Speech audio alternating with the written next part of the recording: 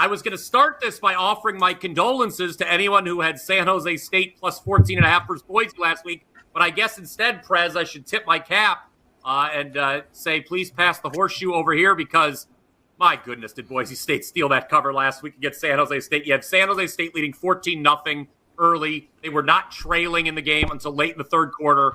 But what happens? A late pick six for Boise makes it a misleading 42-21 final. So Bri.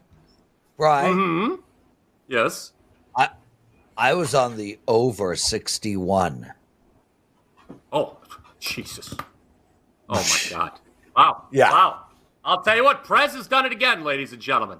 You know who did not do it again last week was Wyoming. I felt they deserve better than that 24-10 loss at Colorado State last Friday. Final drive, they're getting 9. Their receivers dropped 3 passes in a row. And I'm not talking about contested catches, guys. I know maybe not everyone watched this game.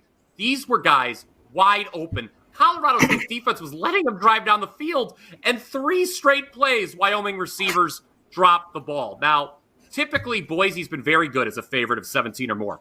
22-0 straight up the last 22 times in that price range. 18-3-1 against the spread as well. That goes back to 2017. But 2 weeks ago, they did not cover in this price range against Nevada, and that was at home. This is in Laramie. It's a tough place to play, even though Wyoming's 2-8. I know the Cowboys have nothing left to play for, but since they have no bowl game, I think Wyoming treats this as their bowl game. This is going to be their biggest home game of the season against the marquee team from the Mountain West. Remember, Boise just needs to keep winning, not necessarily winning by margin to get that G5 spot in the college football playoff. Give me the points with Wyoming. I think that would be a just outcome after what happened to these two teams last weekend. It's Brian Power talking about a team that Arthur DeCesar told us back in the summer when we were on the show here was getting a lot of wise guy action, both season win overs, national championship futures, and that was Boise State. And it looks like that's going to be in play. And I don't think necessarily anybody thinks they're going to win the whole thing, but you get in that 12-team playoff mix, you can start hedging, and there's definitely some sharp tickets out there on Boise State. Brian, of course, they've got next week Oregon State to finish out at home, and then they will pretty much be in a very good situation. By the way, guys, there are 3 undefeated teams remaining in the top 25 playoff rankings: Army, Indiana, and, of course, Oregon. And there are 8 more one-loss teams, and Boise is one of those. Brian, when all is said and done, is Boise in the playoff? And do you think they can make any noise, or do we start hedging those tickets after the first round?